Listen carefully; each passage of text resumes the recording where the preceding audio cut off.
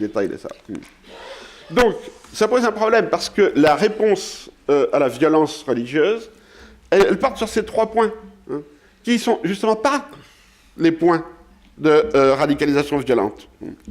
Alors, il y a un 4e point où la religion est explicite, et où, oui, on peut dire que c'est lié, qu'il y a un lien, c'est ce qu'on peut appeler l'idéologisation de la religion. Hein. La théorie du califat est une idéologisation de la religion. Et Daesh a une remarquable production, hein, d'idéologisation de la religion. C'est-à-dire qu'ils vont prendre des savants, hein, des vrais. Leurs jeunes recrues ne sont pas des savants, mais Daesh va employer des savants qui vont donner des tas de justifications, hein, religieuses au choix politique et au type de violence choisi par Daesh.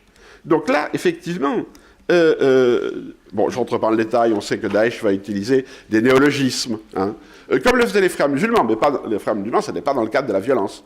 Hein. Pour s'ancrer dans le Coran, on va dans le fond utiliser des termes qui ont une vague résonance coranique, mais qui sont complètement contemporains, comme hakimia, la souveraineté pour les frères musulmans, par exemple. Mais là, justement, comme on est dans l'idéologisation de la violence politique, de la religion, de la religion, on peut avoir une réponse, disons, politique, un combat politique. Hein. Il ne faut pas du tout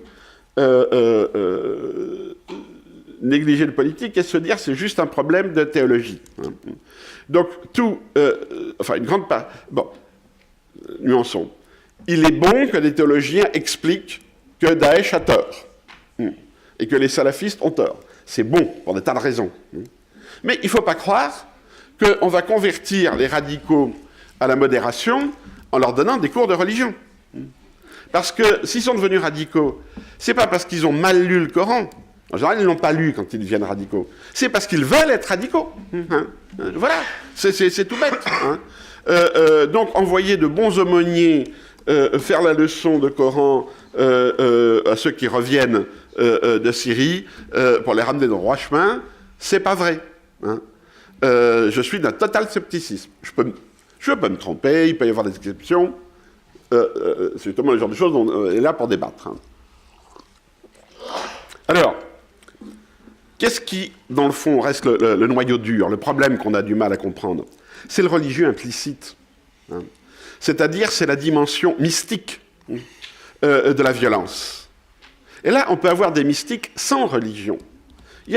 Vous lisez Dostoïevski, vous regardez les anarchistes du XIXe siècle, les Narodni, les révolutionnaires russes de la fin du XIXe siècle, et vous avez une mystique de la mort, une mystique de la violence, mais explicite. Hein. Dans la quête de la mort, il n'y a pas seulement l'espoir qu'on va au paradis. C'est pour ça que j'ai utilisé le terme de nihilisme, qui n'est pas très bon.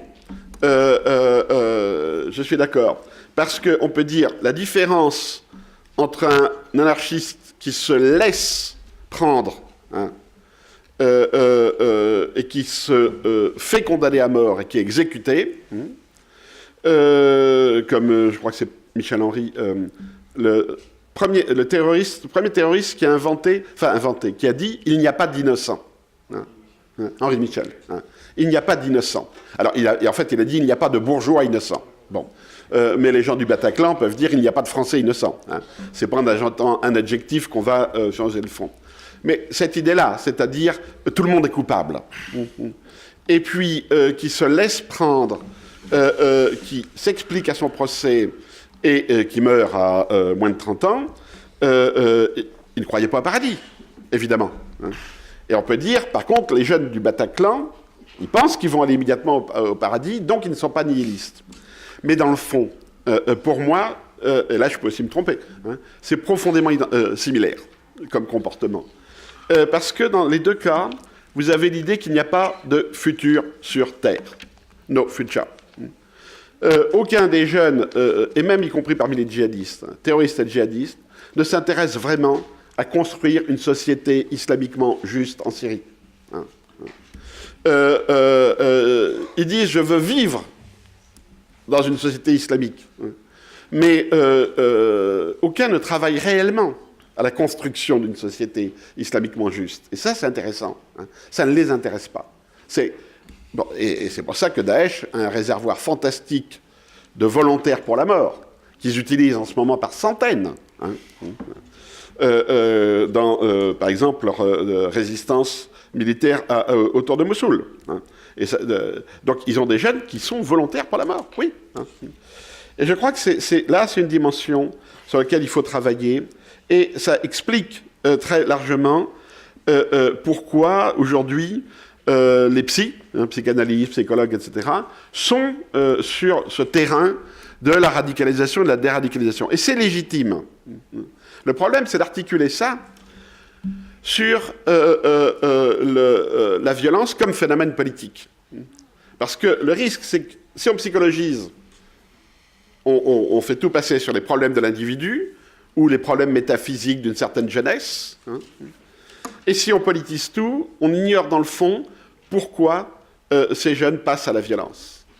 Et donc je crois que le travail, c'est ici sur qu'est-ce qui se passe dans l'articulation entre quelque chose qui est profondément personnel, spirituel, mystique, j'emploie le mot, hein, et une construction narrative, comme celle de Daesh, qui est politique et idéologique. Et c'est l'articulation des deux qui fait à la fois la force et l'étrangeté de cette violence absolue qui est la violence de Daesh.